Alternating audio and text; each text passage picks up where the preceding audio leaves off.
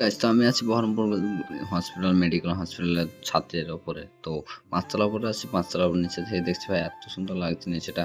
আর এই সাইডে দেখছি না একটা নতুন হসপিটাল বা নতুন কিছু হবে, যে আর বড় বিল্ডিং হচ্ছে। আর হসপিটালের টাওয়ারটাকে কে গেছিল একটু কমেন্টে জানাবে, ঠিক আছে?